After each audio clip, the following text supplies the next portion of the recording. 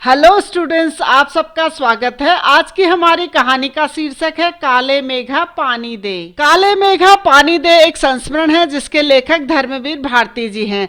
संस्मरण की शुरुआत करते हुए लेखक कहते हैं कि गांव में बच्चों की एक मंडली हुआ करती थी जिसके सदस्य 10-12 से लेकर 16-18 साल तक के लड़के होते थे।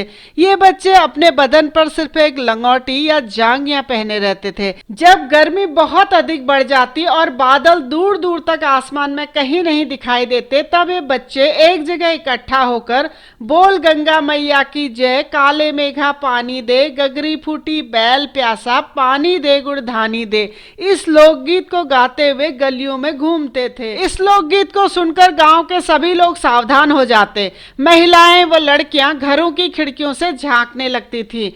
यह मंडली पानी दे मैया, इंद्रसेना आई है कहते हुए अचानक गली के किसी मकान के सामने रुक जाती तो उस घर के लोग बाल्टी भर पानी इस मंडली के ऊपर फेंक देते थे। कुछ लोग जो इस मंडली को पसंद नहीं करते थे वे इसे मेढक मंडली कहा करते थे, और जो लोग यह मानते थे कि इस मंडली पर पानी फेंकने से बारिश हो जाएगी वे इस मंडली को इंद्रसेना कहा करते थे। जब जेठ बीतकर आषाढ़ भी आधा गुजर जाता मगर फिर भी बारिश नहीं होती, गांव व शहरों में सूखे कैसे हालात हो जाते। मिट्टी सूखकर जमीन फटने लगती, इंसान व जानवर पानी के बगैर तड़प तड़प कर मरने लगते। फिर भी आसमान में बादलों का कहीं नामो निशान नहीं दिखाई देता। ऐसे मुश्किल हालातों में लोग अपने क्षेत्रों में प्रचलित लोक विश्वासों जैसे पूजा पाठ, यज्ञ हवन आदि के सहारे भगवान इंद्र से प्रार्थना कर वर्षा की उम्मीद लगाते थे। जब लोग सब कुछ करके हार जाते तो फिर अंतिम उपाय के रूप में इंद्रसेना को बुलाया जाता। इंद्रसेना भगवान इंद्र से वर्षा की प्रार्थना करती हुई, गीत गाती हुई पूरे गांव में निकलती थी। उस समय लेखक को भी पानी मिलने की आशा में यह सब कुछ ठीक लगता था, परंतु एक बात उनकी समझ में नहीं आती थी कि जब चारों ओर पानी की इतनी कमी है, जानवर और इंसान दोनों ही पानी के लिए तड़प रहे हैं, तो फिर इतनी मुश्किल से इकट्ठा किया हुआ पानी लोग इंद्रसेना पर डालकर उसे क्यों बर्बाद करते हैं। उनको लगता था कि यह तो सरासर अंधविश्वास है जो देश को न जाने कितना नुकसान पहुंचा रहा है। लेखक कहते हैं कि यह इंद्रसेना नहीं बल्कि यह पाखंड है। अगर यह इंद्रसेना सच में इंद्र महाराज से पानी दिलवा सकती तो क्या वे पहले अपने लिए पानी नहीं मांग लेते।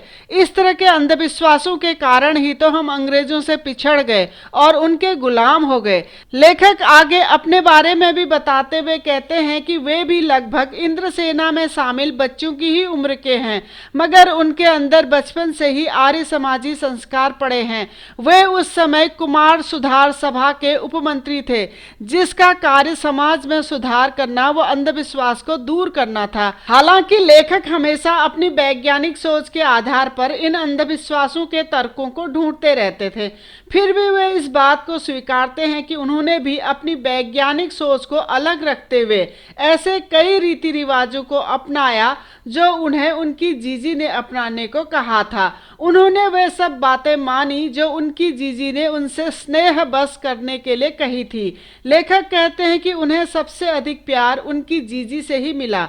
वे रिश्ते में लेखक की कोई नहीं थी, वे उम्र में उनकी माँ से भी बड़ी थी, लेकिन वे अपने परिवार वालों से पहले लेखक को ही पूजा पाठ, तीज त्योहार आदि में बुलाया करती थी और उनके हाथ से ही सारा काम करवाया करती थी ताकि लेखक को उसका पुण्य मिल सके, और लेखक भी उनकी हर बात को मानते थे।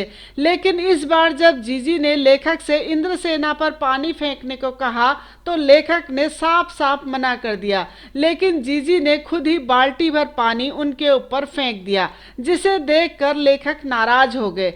लेखक को मनाते हुए जीजी ने उन्हें बड़े प्यार से समझाया कि यह पानी की बर्बादी नहीं है बल्कि यह तो पानी का अर्घ है जो हम इंद्रसेना के माध्यम से इंद्रदेव को चढ़ाते हैं। फिर उन्होंने कहा कि जो चीज इंसान पाना चाहता है उसे पहले देगा नहीं तो पाएगा कैसे, इसीलिए ऋषि मुनियों ने दान को सबसे ऊंचा स्थान दिया है। इस पर लेखक कहते हैं कि ऋषि मुनियों को क्यों बदनाम करती हो जीजी, जब आदमी पानी की एक एक बूंद के लिए तरसे तो क्या इस तरह पानी बहाना उचित है। इस पर जीजी थोड़ी देर चुप रही। फिर उन्होंने कहा, देखो भैया, बिना त्याग के दान नहीं होता। अगर तुम्हारे पास करोड़ों रुपए हैं और तुमने उसमें से कुछ रुपए दान कर दिए तो वह दान नहीं है। दान तो वह है जब किसी के पास कोई चीज कम है फिर भी वह उस वस्तु का दान कर रहा है तो उसको उस दान का फल अवश्य मिलता है। लेखक उनकी बात को काटते हुए कहते हैं कि यह सब ढकोसला है और मैं इन सब बातों को नहीं मानता हूँ। जीजी ने फिर लेखक को समझाते हुए कहा कि तू पढ़ा लिखा है और मैं अनपढ़ हूँ, लेकिन फिर भी मैं इस बात को अपने अनुभव से जानती हूँ कि जब किसान 30-40 मन गेहूं उगाना चाहता है तो वह 5-6 सेर अच्छा गेहूं जमीन में क्यारियां बनाकर फेंक देता है। इस तरह वह इसकी बुआई करता है। हम भी बस यही कर रहे हैं। जब हम पानी को गली में बोएंगे तब तो शहर, कस्बे और गांव में पानी वाले बादलों की फसल आएगी। हम बीज बनाकर पानी देते हैं, फिर काले मेघा से पानी मांगते हैं। जीजी लेखक को आगे समझाते हुए कहती हैं कि यह सब ऋषि मुनि कह गए हैं, पहले खुद दो तब देवता तुम्हें चौगुना 8 गुना कर लौटाएंगे। यह तो हर आदमी का आचरण है जिससे सबका आचरण बनता है।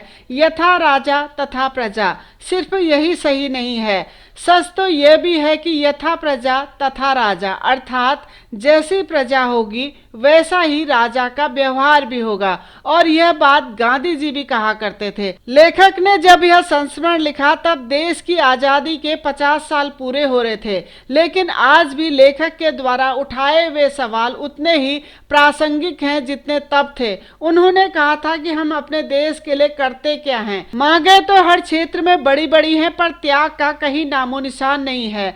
अपना स्वार्थ देखना व्यक्ति का एकमात्र लक्ष्य बन गया है। हम चटकारे लेकर लोगों की भ्रष्टाचार की बातें तो खूब करते हैं, लेकिन क्या हम खुद उसी भ्रष्टाचार के अंग नहीं हैं?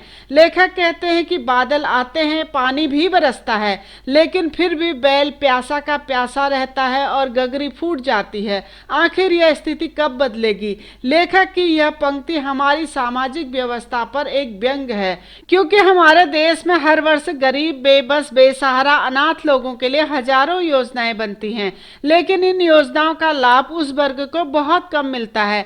ये सभी योजनाएं भ्रष्टाचार की भेंट चढ़ जाती हैं। उच्च अधिकारी वर्ग से लेकर निम्न स्तर तक के सभी सरकारी कर्मचारियों की जेबें तो भर जाती हैं, मगर जिनके लिए ये योजनाएं बनाई जाती है उनको उसका लाभ नहीं मिलता है। विकास की बातें बहुत की जाती हैं, मगर यह विकास सिर्फ कागजों तक ही सीमित रहता है। इसीलिए लेखक कहते हैं कि बरसात होने के बाद भी बैल प्यासा का प्यासा ही रह जाता है और गगरी फूट जाती है। तो बच्चों, ये था काले मेघा पानी दे का सारांश। अगर आप इसी सारांश को और विस्तार से देखना चाहते हैं तो आप हमारी वेबसाइट keepinspiringme.in में विजिट कर सकते हैं।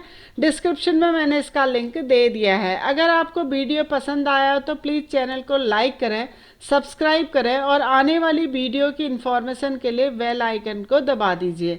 धन्यवाद।